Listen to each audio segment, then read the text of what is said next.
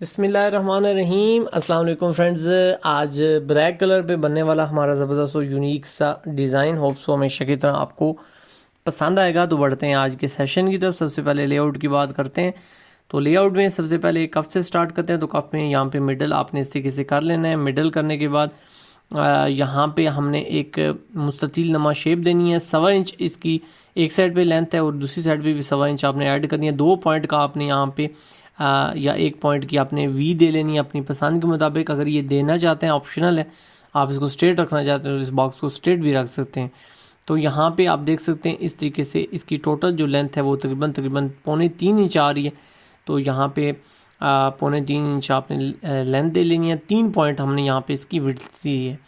Width آپ بڑھا بھی سکتے ہیں، یہ آئیڈیاز ہوتے ہیں، ان کو کم یا زیادہ کیا جا سکتا ہے۔ 1 انچ ہم نے یہاں پہ گیپ دی ہے اور اس کے بعد 3.25 انچ یہاں پہ لینتھ ہے ہمارے ڈیزائن کی، اور سیم ایز اٹ ایک پوائنٹ پہ آپ نے اس کی شیپ دے لینی ہے۔ جو دوسرا ہمارا پارٹ ہوگا اس کو یوز کرتے ہوئے آپ نے اس طریقے سے جو ہمارے بین کی شیپ ہے وہ اس کو فالو کرنا ہے تاکہ جو ڈیزائن کی لک ہے وہ فائنلی ایک جیسی ہے۔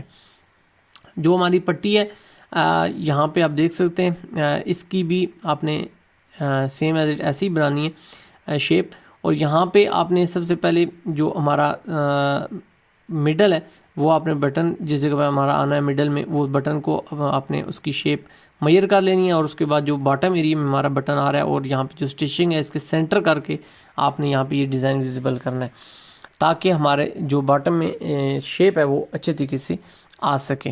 یہاں پہ سیزر کی مدد سے آپ نے اس کو کٹ کر لینا ہے۔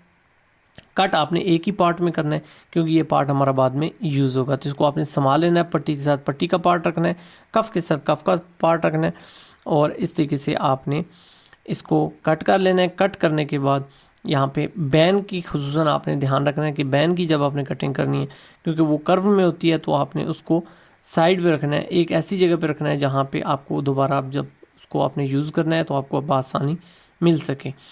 تو یہاں پہ اچھے طریقے سے کٹنگ کمپلیٹ ہونے کے بعد اب ہم نے پیسٹنگ کرنی ہے۔ پیسٹنگ آپ نے اچھے طریقے سے کرنی ہے، اور پیسٹنگ کرنے کے بعد آپ نے اس طریقے سے کارنرز پہ جا کے یہاں پہ اپنی سیزر کی مدد سے کٹ لگا لینے۔ کٹ لگانے کے بعد آپ نے گم سٹک کا یوز کرنا ہے۔ گم سٹک آپ نے اس طریقے سے اپلائی کرنی ہے، آپ کی آدھی کپڑے پہ ہے اور آدھی آپ کی پیپر فیوز پہ ہے تاکہ آپ کے جو کارنرز ہیں وہ اچھے طریقے سے لاک ہو سکیں، ہینگ ہو سکیں۔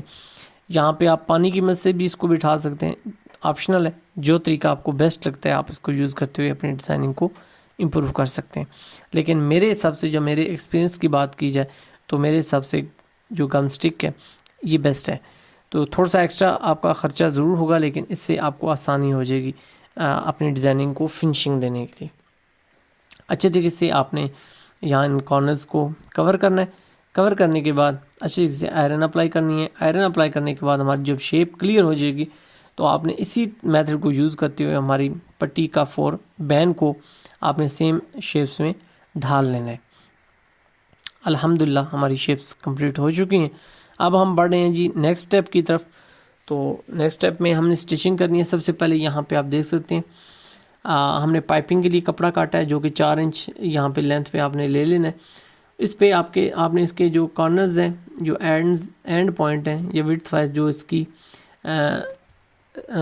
ہماری جو بینڈنگ ایریا ہے اس سے مخالف سن پہ، کیونکہ یہ ہمارا پائپنگ میں جائے گا، تو اس طریقے سے آپ نے ہماری جو گم سٹک ہے اس کو اپلائی کرنے کے بعد جتنی ہم نے پائپنگ لینی ہے اتنا اپنے گیپ رکھنے کے بعد آپ نے اس کو لاک کر لینا ہے۔ اس سے یہ ہوگا کہ آپ کی جب آپ اسٹیچنگ کریں گے تو آپ بے فکر ہو جائیں گے، آپ کی پائپنگ ڈسٹرب نہیں ہوگی۔ تو یہ بہت آسان سی ٹیکنیک ہے، اس کو آپ نے یوز کرتے ہوئے اپنے ٹائم کو بھی آپ بچا سکتے ہیں اور ان ٹیکنیکس کو یوز کرتے ہوئے اپنے کام کے اندر فنشنگ بھی لا سکتے ہیں۔ ہماری کوشش ہوتی ہے آپ کو ٹیکنیکس سکھائی دیں، جن ٹیکنیکس کو سیکھتے ہوئے آپ ان کو اپلائی کرتے ہوئے اپنی ڈیزائننگ کو امپروو کر سکتے ہیں۔ تو یہاں پہ اس ٹیکنیک سے آپ اپنی پائپنگ کو اچھے طریقے سے لاک کرتے ہوئے اسٹچ کر سکتے ہیں۔ ایکسٹرا جو ریشے ہیں وہ آپ نے یہاں پہ کٹ کر لینے ہیں، اور ایکسٹرا جو فیبرک ہے اس کو بھی ریموو کرنا ہے ساتھ ساتھ تاکہ ہماری پٹی بھاری نہ ہو اور ہمارا بین اور باقی جو ہماری جس جگہ پہ ہم ڈیزائننگ کمپلیٹ کر رہے ہیں وہ بھاری نہ ہونے پائے۔ اب یہاں پہ مکمل جو پورشنز ہیں ہمارے کمپلیٹ ہونے کے بعد ہم نے اپنی سیونگ مشین سے دھاگوں کو ریموو کرنا ہے، ببن کیسنگ بھی نکال لینی ہے، اوپر سے دھاگا ہٹا لینا ہے اور 2 پوائنٹ آپ نے اپنے ٹانکا بڑا کرنے کے بعد اس طرح اسٹریٹ لائن لگا لینی ہے۔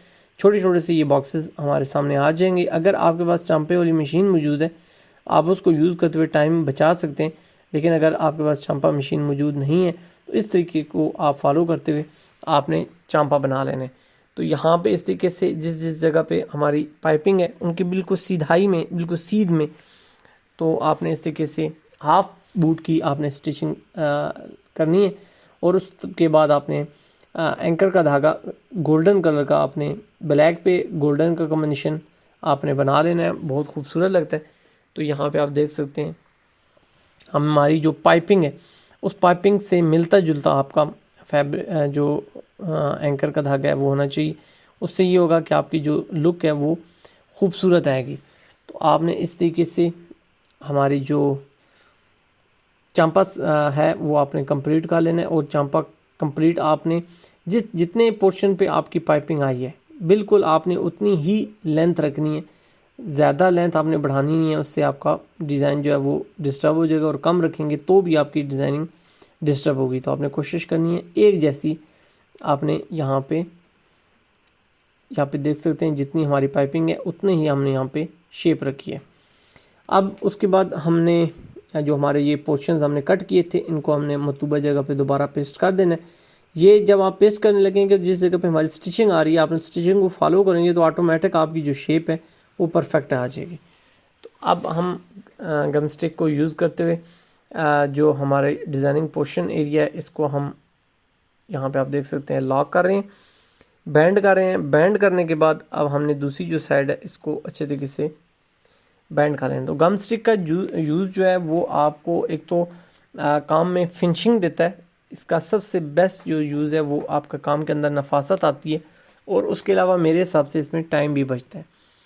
جس جگہ پہ آپ گم اسٹک کو اپلائی کر دیں گے آپ کا فیبرک اس جگہ پہ اچھے طریقے سے لاک ہو کے بیٹھ جائے گا، اور آپ کو بار بار اس پہ مذمت نہیں کرنی پڑے گی، اس کی شیپ کو ڈسٹرب نہیں، اس کی شیپ ڈسٹرب نہیں ہوتی، اور پھر آپ کو پرابلم نہیں آتی۔ یہاں پہ باٹم ایریا کو اسی طریقے سے آپ نے لاک کر لینا ہے۔ اگر آپ سیدھا رکھنا چاہتے ہیں سیدھا رکھیں، تکونا رکھنا چاہتے ہیں تو آپ اس طریقے سے تکونی بھی شیپ دے سکتے ہیں۔ الحمدللہ ہمارا جو ڈیزائن ہے وہ یہاں پہ کمپلیٹ ہو چکا ہے۔ اب نیکسٹ ہم نے بڑھنا ہے جی بین کی طرف۔ تو بین کی جو ٹیکنیک ہے وہ تھوڑی بہت ڈیفرنٹ ہے، اس کو آپ کے ساتھ شیئر کرتا چلتا ہوں تاکہ آپ کو پریشانی نہ ہو۔ نیکسٹ جو پارٹ ہے ہمارا جو سیکنڈ پارٹ ہے بین کا وہ آپ نے اس طریقے سے اپلائی کر لینا ہے۔ یہ جو ہماری ڈیزائننگ ہوئی ہے وہ سنگل پارٹ پہ ہوئی ہے، اس کے بعد جب آپ اس کو اپلائی کریں گے تو ایک تو آپ کا جو ڈیزائن ہے وہ اسی طریقے سے لاک ہو جائے گا، اور یہ پارٹ آپ نے اپلائی کرتے ہوئے آپ نے پانی کا یوز کرنا ہے، ٹیئرنگ برش کی مدد سے آپ نے پانی اپلائی کرنا ہے تاکہ بھاپ کی مدد سے آپ کی پیسٹنگ ہو۔ اگر اسٹیمر آپ یوز کر رہے ہیں تو وہ تو بہت بیسٹ آپشن ہے۔ تو اس طریقے سے آپ نے اپنی جو پیسٹنگ ہے وہ کمپلیٹ کرنی ہے، اور پیسٹنگ کمپلیٹ کرنے کے بعد یہاں پہ آپ نے ہماری جو ڈبل ٹیپ ہے یا پانی ٹیپ اس کو بولا جاتا ہے اس کو آپ نے اپلائی کر دینا ہے، اور ایکسٹرا جو ہماری سائڈز ہیں ان کو آپ نے فنشنگ دے لینی ہے۔ فنشنگ دینے کے بعد مناسب سا مارجن رکھتے ہوئے آپ نے ایکسٹرا فیبرک، ایکسٹرا جو ہماری پانی ٹیپ ہے یا ڈبل ٹیپ ہے اس کو کٹ کر لینا ہے، اور اس کے بعد جو ہمارا باٹم ایریا ہے اس کو ہم نے بینڈ کر لینا ہے۔ تو اگر ڈبل ٹیپ کی افادیت کی بات کی جائے یا فائدوں کی بات کی جائے تو ڈبل ٹیپ بہت زبردست ایجاد ہے۔ اس سے ایک تو آپ کے بین کی شیپ مزید بڑھتی ہے، انکریز ہوتی ہے، اس کے علاوہ آپ کو کافی آسانی بھی کام میں ہوتی ہے۔ الحمدللہ اب فائنلی لک آپ دیکھ سکتے ہیں ہمارے بازو کمپلیٹ ہونے کے بعد ایک خوبصورت سا کنسیپٹ کسی ایج پہ بھی اپلائی کر سکتے ہیں۔ ارحم کلیکشن کا خوبصورت سا لوگو الحمدللہ ایک یونیک سی لک آپ کے سامنے، پٹی بھی ریڈی ہونے کے بعد الحمدللہ ایک یونیک سا کنسیپٹ۔ اس کو آپ اوپر یا نیچے کسی جگہ پہ اپلائی کر سکتے ہیں، اپنی مرضی کے پسند کے مطابق بھی اس کو ایڈجسٹ کیا جا سکتا ہے۔ بین الحمدللہ خوبصورت سا ایک کنسیپٹ آپ دیکھ سکتے ہیں، اس کو بھی آپ لیفٹ یا رائٹ تھوڑا بہت موو کر سکتے ہیں۔